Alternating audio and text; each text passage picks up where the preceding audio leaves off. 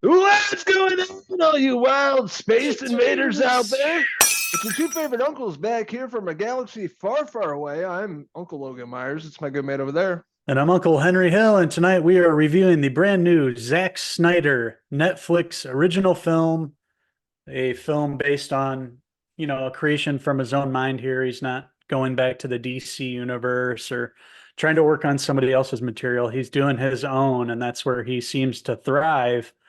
And his latest movie is called Rebel Moon Part 1, A Child of Fire.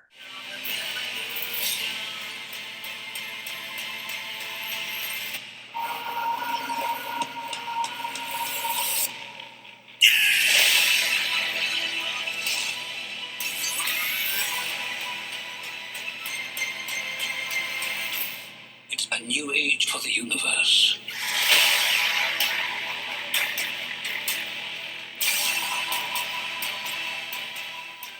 That's right, Uncle Zack Snyder is back with his newest film. Not a director that we're always constantly raving about, but the past few projects he's worked on have been pretty decent. Army of the Dead, we both liked that. It was a good, fun time. And this time, his take on, I guess, more of like a Star Wars ripoff. But apparently, I was reading Zack Snyder pitched this to Lucasfilm, and they turned it down. He's like, "All right, well, I'm gonna go make it at Netflix anyways." And change the characters' names and things like that. It's definitely his version of Star Wars. You can definitely tell that. He made it his own, but it's an obvious homage to the original Star Wars A New Hope. You have this group of rebels on this planet, the Empire, also known in this film as the Mother World. You have the villains coming in to this planet and then basically, just taking all their resources, all their crops, demanding that they give it to them. And, it's going to be up to this band of rebels and misfits to put up a fight and, save their planet. It's very much in line with Star Wars. I could see how this was pitched to Lucasfilm. This on paper, it looks like a Star Wars movie, but it's cool that he said, okay, you guys won't let me make it. I'll make it my own thing. I'll make my own universe here. And that's really what Snyder does. And he put together a pretty cool cast for this movie. A lot of, noticeable faces there. Charlie Hunnam, Jimon Hensu, and then Sophia Boutella, who plays like the lead role here as Cora, the badass who's really going to put together this team to go up against this evil, tyrannical ruling force that are coming to their planet and looking to just take everything. And they're not going to let that happen. Sophia Boutella is really fantastic as Cora. I liked her character a lot. She's really the focal point in the story here, where you have Digimon Hinsu as Titus, Ed Screen as the bad guy. He's always a bad guy, and he's really fantastic as Atticus Noble, Michael Huzman, which I liked a lot from the show Nashville and the Mike Flanagan show. He was Haunted Hill House, plays Gunner. He was a big part of this too, and I really loved his character in this. And of course, Charlie Hunnam, Jack's behind us, playing Kai, and he had a smaller part in this, but getting basically this group together to go against the bad guys. Yeah, and much like we're, knowing and used to seeing from Zack Snyder films, the way he shoots his action sequences, a lot of slow motion, a lot of, focusing in on the main character flying through the air. You get a lot of that in the action shots in here.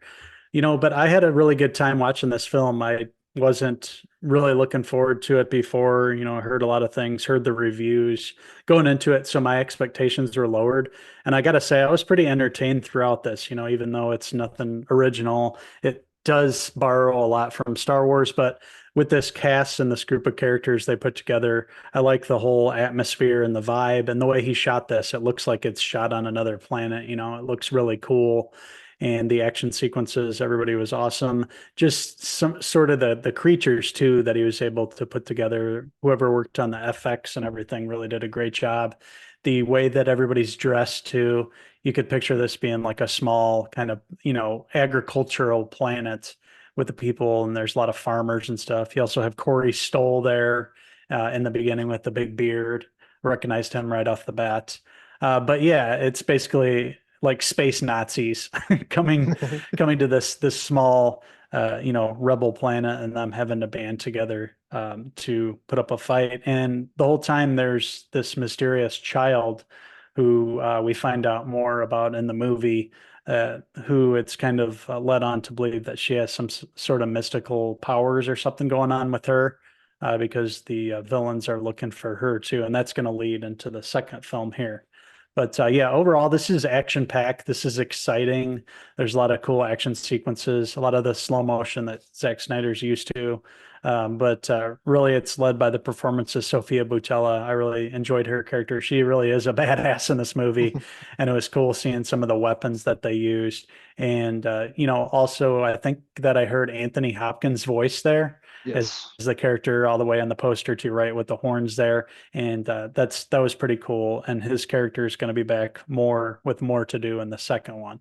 So overall, really cool movie, cool atmosphere. Awesome how Zack Snyder shot everything, the costumes, the big action set pieces, everything was really cool. And yeah, I had a really good time with this. My expectations were low. Is it like the new Star Wars for a new generation? No, but it's an entertaining piece of sci-fi, and it had a real successful opening weekend on Netflix. I think it's been #1 for the past 2 weeks, actually. So it's doing well. Yeah, Zack Snyder being one of the most hated directors in the business. What I love about this guy, he makes whatever he wants to. He doesn't care what people think. And, this is 2 for 2 for me recently. Zack Snyder really had a great time with this movie. Didn't know much about it. I think I watched one trailer and that was it. Didn't read any reviews until watching it. Start to finish, I was entertained. I loved all the characters. I love what they did with this. Yeah, they rip off Star Wars, whatever. It's just a fun sci-fi fantasy. Some really awesome set pieces, costume design, visual effects were really good in this. The cast I loved, all the people behind me. Awesome ending, really great fight scenes here. Ed Skrein as Atticus Noble, really badass bad guy. And I'm really excited to see where they go with this, the next chapter. And yeah, I had a great time with this. Highly recommend this movie. Currently streaming on Netflix, #1 currently.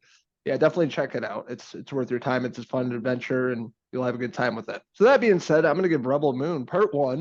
I'm gonna give it a 4 out of 5. Zack Snyder hair pieces. I agree with everything you said. I was thoroughly entertained throughout. I like the characters, had a good message throughout here.